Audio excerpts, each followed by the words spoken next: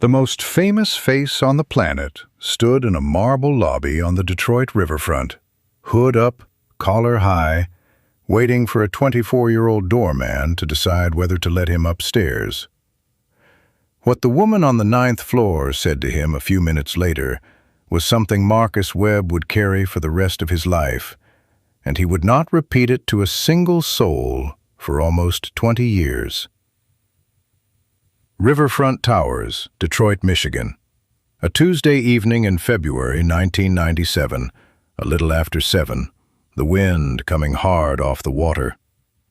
Marcus had worked the front desk for 2.5 years. He knew every resident's coat, every resident's walk, every resident who tipped the valet, and every resident who never noticed there was one. He did not know the man standing in front of him now. Dark glasses at night, a scarf pulled up past his chin, a voice that came out just above a whisper. "I'm here to see Mrs. Parks," the man said. "She's expecting me." Marcus looked at the sign-in sheet. 912 had one name on the approved list that night, and it was not this man's. "Sir, I need a name for the log." The visitor hesitated, glanced toward the elevator, and said quietly, "Just write down a friend." That's when Marcus recognized the eyes. To understand why Marcus's hands were shaking as he wrote those 4 words, you have to go back further than that February night. Rosa Parks was 84 years old in 1997, a small, unhurried woman who still made her own bed and still answered her own phone, still lived on a government pension and the goodwill of an institute she had built with her own hands. 42 years earlier, she had refused to give up a bus seat in Montgomery, Alabama, and the world had rearranged itself around that refusal. By the time she reached Detroit, most people assumed a woman who changed a nation had been taken care of for life. Most people were wrong. Rosa and her husband Raymond had left Alabama in 1957 under threats they never fully described to reporters. She worked as a seamstress, then as a staff assistant for a Detroit congressman, and she gave away more than she kept. Neighbors on her old street, the ones who remembered her from before, said she once handed a stranger the only $20 in her purse and walked home without complaint. She never once, in 40 years of interviews, asked why the country that celebrated her had not made sure she could pay her own heating bill. Marcus, meanwhile, was a kid from the East Side working a lobby desk to pay for night classes, the kind of ordinary young man nobody writes documentaries about. He had grown up 2 miles from where Rosa Parks used to live before the towers, and his grandmother had marched once in 1963 and never let him forget it. There was a photograph of that march on his grandmother's mantel his whole childhood, a blur of coats and signs, and somewhere in the crowd, she always said, was a piece of the same courage that put Mrs. Parks on that bus. When the assignment sheet told him a civil rights legend was moving into 912, he assumed it was a joke. He asked the building manager twice to confirm the name. It was not a joke. And it was not, he would soon learn, a simple story of a grateful city finally taking care of its own. The real reason Rosa Parks needed a new address at all began on the night of August 30th, 1994, in the small house on Wildmere Street where she had lived for decades. A 28-year-old man named Joseph Skipper broke through her door demanding money. She was 81. He hit her in the face. He hit her again. He took $53 from the woman whose refusal to move had helped move an entire country, and then he ran. The story went out within hours, and within a day it had a second, uglier layer. Rosa Parks, the Rosa Parks, had been living alone on a block where a stranger could still walk through her door and no one could stop him. Reporters who came to write about the attack stayed to write about something worse: peeling paint, a lock that barely held, a woman of 81 with almost nothing saved. Editorial pages that week asked the same blunt question in a dozen different cities. How does a nation let this happen to the person who changed it? The calls started before her bruises had even faded. One from a congressman's office, then one from a foundation, then one from a stranger who wanted nothing printed, nothing announced, no name attached at all. Not one call, not two, 3, 4, then more than anyone at the Institute could track, and almost every one of them asked the same question first. Does she want to be found again? Elaine Steele, Rosa's longtime friend and the head of her institute, remembered being asked. Or does she want to be safe? Elaine chose safety. By the fall of 1994, Rosa Parks had moved into Riverfront Towers, a secure high-rise on the water with a doorman in the lobby and a camera on every door, the opposite in every way of the little house on Wildermere Street. The rent on Unit 912 was handled through the Institute's office, and for months, Marcus noticed something odd every time he pulled the building ledger. The account was never late. It was never even close to late. It simply arrived, month after month, from a source the property manager wouldn't name. "Somebody's covering it," the manager told him once, tapping the folder shut. "Somebody who doesn't want a plaque." Marcus let it go the first month.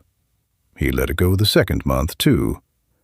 But by the third envelope, sealed the same way, delivered the same quiet route, he started keeping his own private count.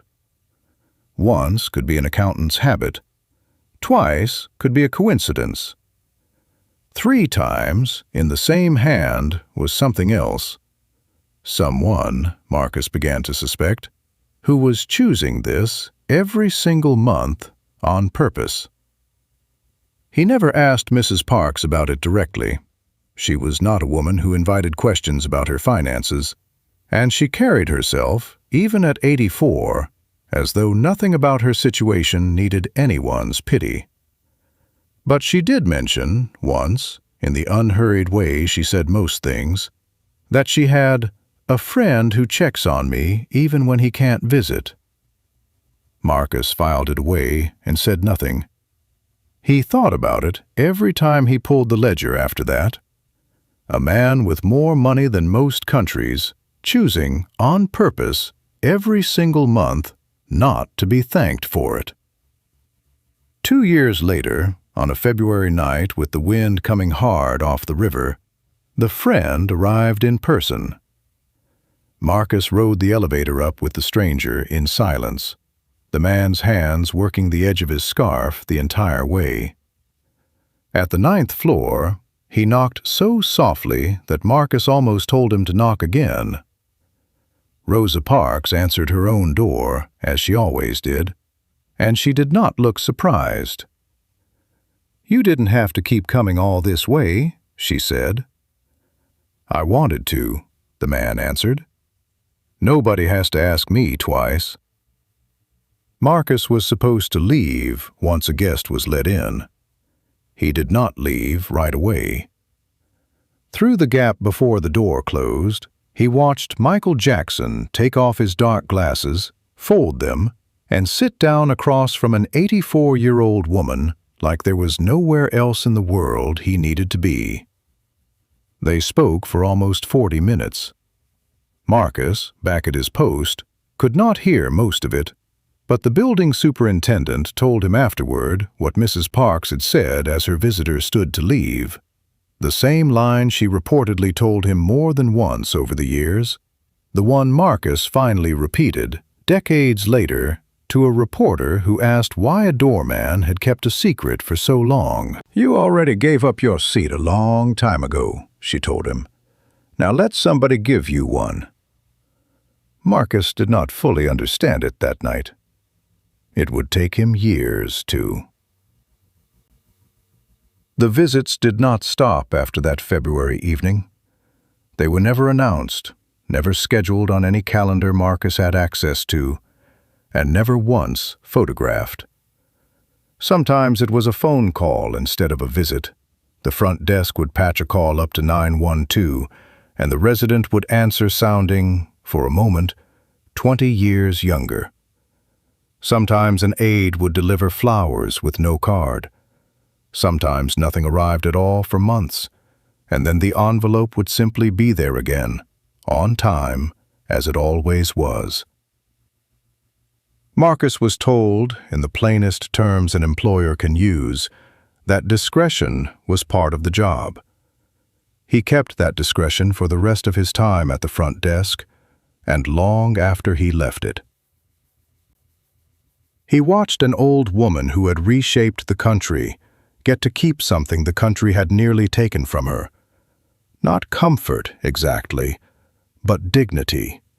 The specific dignity of not having to ask twice, not having to explain herself, not having to be grateful out loud for something she should never have needed in the first place. There were other visitors to 912 over the years, plenty of them. Congressmen and civil rights leaders and school children bussed in for a photograph. None of them signed the log the way the February visitor had. None of them asked to be written down as nothing at all. "He never wanted a thank you that anyone could see," Marcus said years later.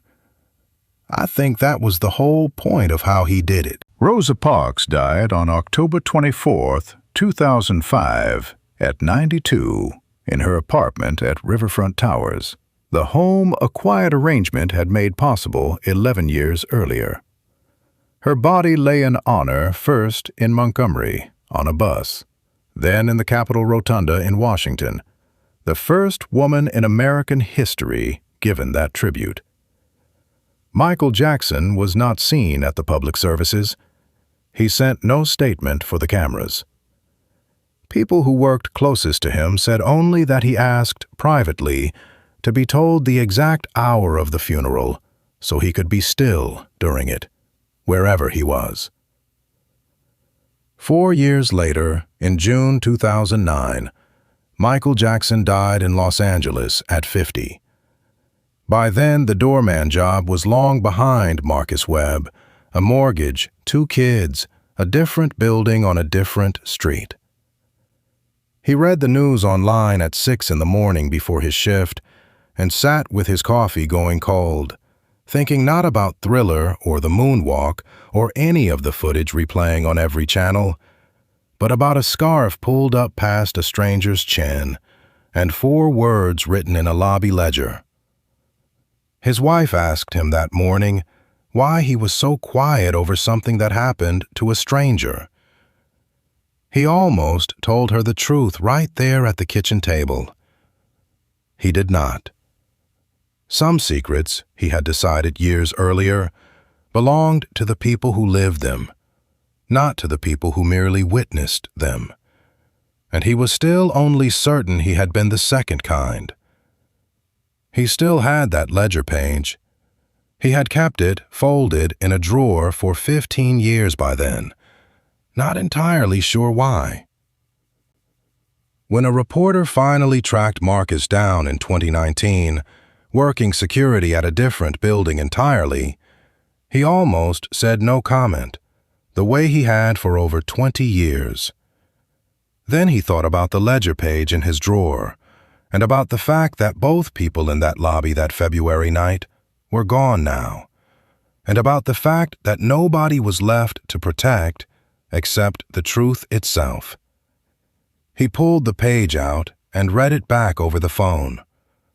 912, 1 visitor, no name given, just write down a friend. He told the story the way it had actually happened.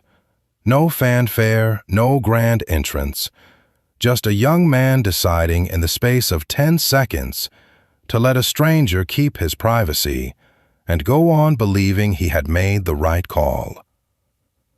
What people remember about that period is Rosa Parks, the icon, frozen at 26 years old on a bus in 1955. What Marcus remembers is Rosa Parks at 84, telling the biggest star in the world to sit down and let somebody take care of him for once.